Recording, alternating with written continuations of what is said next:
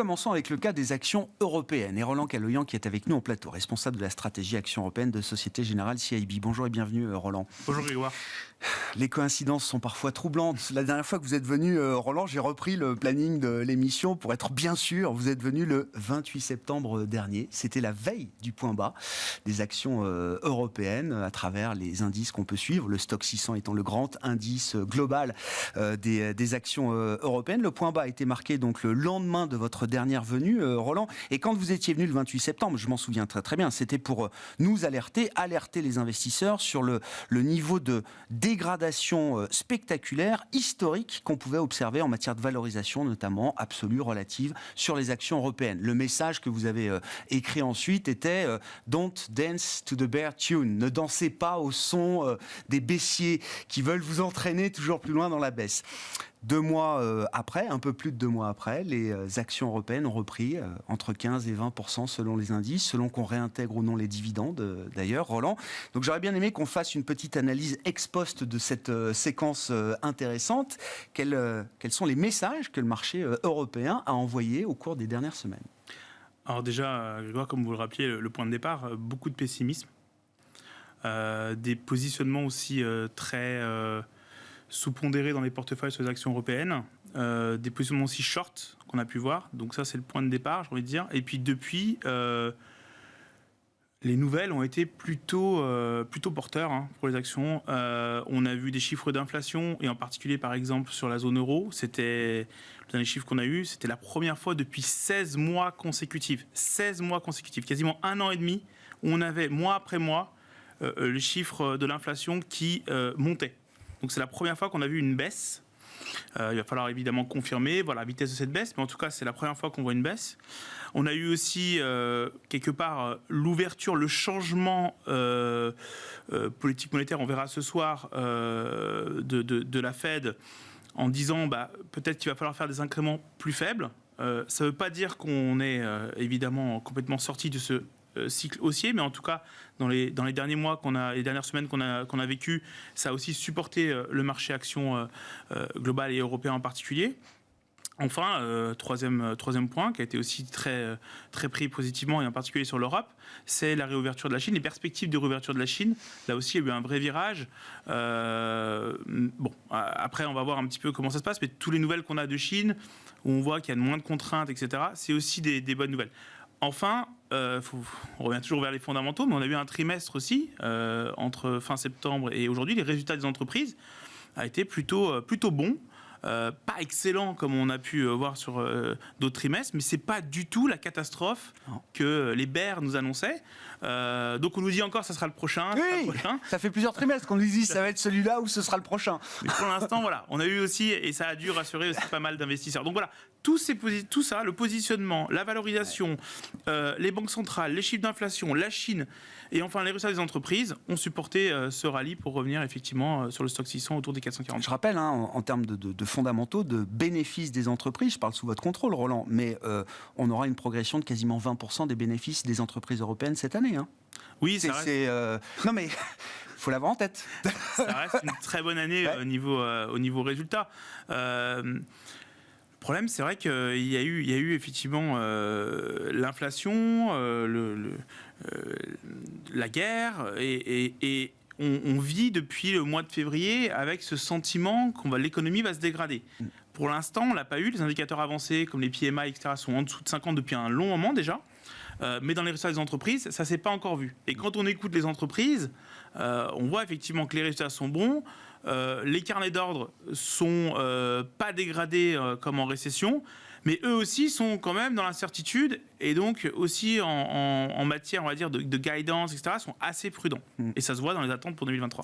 Qu'est-ce qu'on peut dire ? On reviendra peut-être sur la stratégie de marché après le rallye qu'on a connu, et sans doute qu'effectivement on a peut-être anticipé beaucoup de choses. C'est la fonction du marché, et le marché va vite parfois en besogne. Mais quand vous regardez les perspectives des entreprises pour 2023, comment est-ce qu'elles sont positionnées aujourd'hui, ces entreprises, encore une fois, après 2-3 ans d'accumulation de crises majeures ? Est-ce qu'on retrouve des entreprises dans un état comme celui qu'on pouvait trouver avant, je sais pas, la grande récession de 2008-2009, par exemple? Ou est-ce qu'on a des entreprises qui sont dans des situations différentes?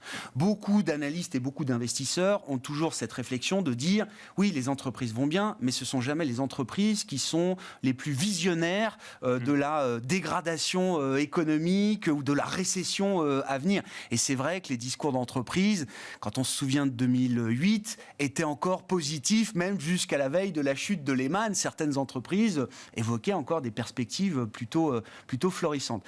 Comment on raisonne justement sur cette question-là et qu'est-ce qu'on peut dire de la situation des entreprises fondamentales à ce stade en Europe, Roland? Donc, il faut se souvenir qu'on a eu un grand choc en 2020, que personne n'a vu venir, c'est le Covid.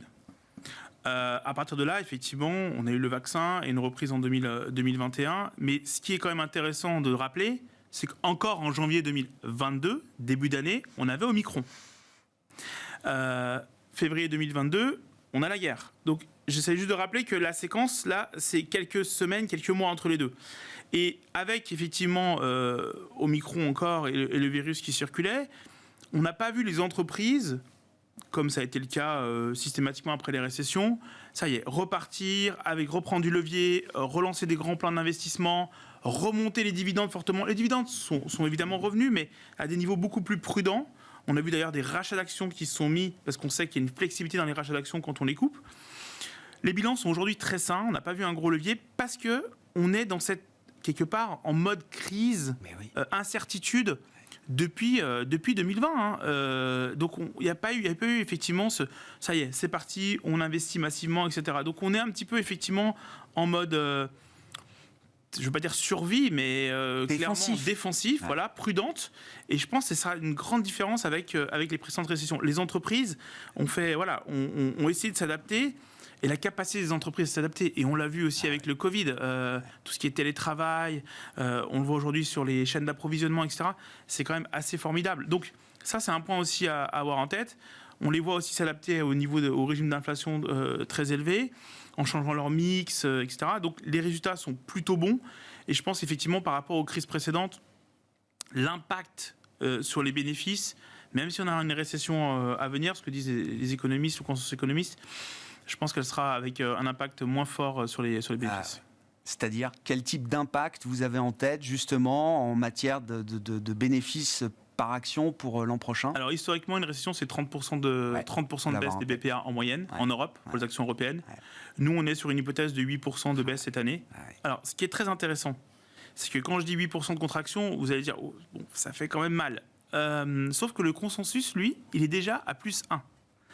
Donc de passer de plus 1 à moins 8, finalement, la marge d'escalier, c'est comme ce qu'on a vécu sur les 10 dernières années où on commençait l'année à plus 10 et on finissait à 0. Donc je pense que le marché peut l'absorber. On n'est pas sur une baisse très très importante et très forte sur le cycle bénéficiaire. Donc effectivement, voilà, je pense que c'est quelque chose que le marché pourra absorber. On va avoir une grande dispersion sectorielle en matière de bénéfices d'entreprise, justement. Qu'est-ce qu'il y a derrière ce moins 8% au global que vous projetez sur 2023, Roland?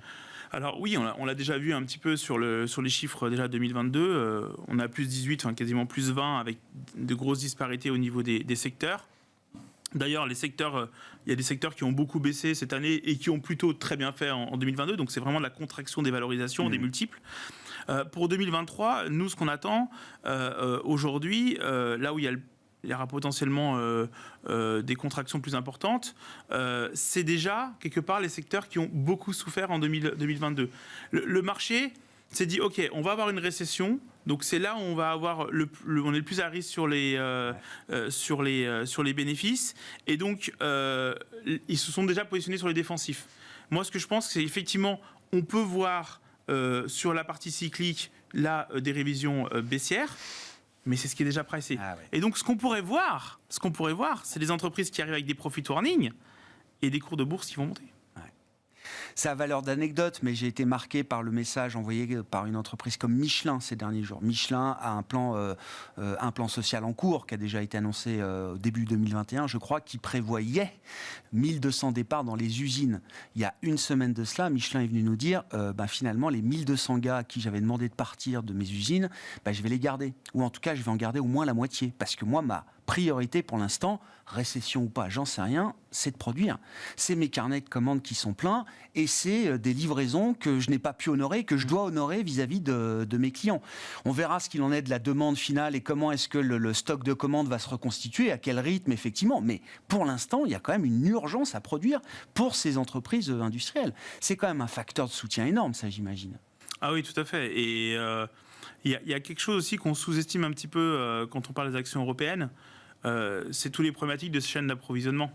Il ne faut pas oublier, on pense tout de suite à l'automobile, secteur que j'aime beaucoup d'ailleurs, qui est value, qui a une bonne performance sous-jacente en termes de bénéficiaires cette année et qui a eu des cours de bourse plutôt en baisse.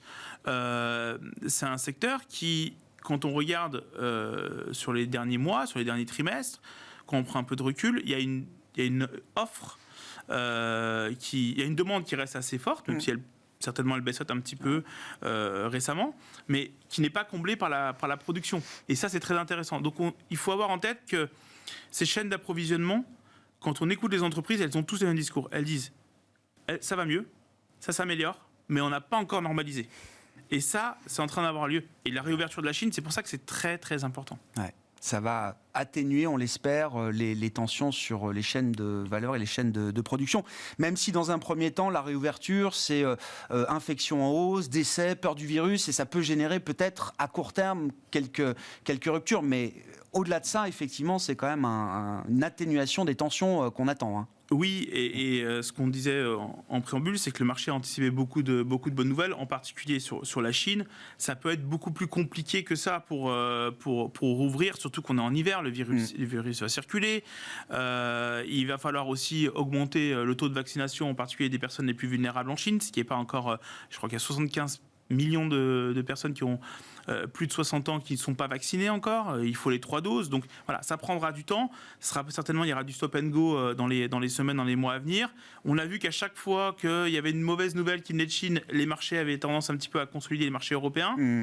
Donc effectivement, pour travailler, on va dire, un peu les points d'entrée, ça peut être. Ouais, c'est ça. Oui, c'est un processus graduel, linéaire, mais qui au final apportera des bénéfices et des fruits au courant de l'année 2023. À partir du deuxième et troisième trimestre. C'est ça. Alors justement, tactiquement, après le rallye de l'automne, vous dites là, tactiquement, les investisseurs doivent être à la recherche de meilleurs points d'entrée, c'est ça, sur les actions européennes, Roland ? Alors nous, en septembre, on disait 440 sur le stock 600. Ouais. On était à peu près en dessous des 400 la dernière fois qu'on s'était vu. Je crois qu'on était même au-dessous des 380. Et moi, en 2-3 mois, je n'ai pas de raison de changer mes hypothèses, que ce soit sur la croissance bénéficiaire, que ce soit sur les multiples. Donc je reste à 440. Le point, c'est que le stock 600 est à 440 aujourd'hui. C'est ça. Voilà. On est déjà fin 2023, voilà. Là. Exactement. Ce qui ne veut pas dire qu'il n'y a pas des secteurs ou des thématiques qui feront bien, même pour aujourd'hui. Mais ce qui veut dire que globalement, pour le marché, moi, je préfère attendre un point d'entrée. Et je pense qu'il y en aura. Parce que le marché a été très vite sur les problématiques d'inflation, sur le fameux pivot de la Fed, a été très vite aussi sur la Chine.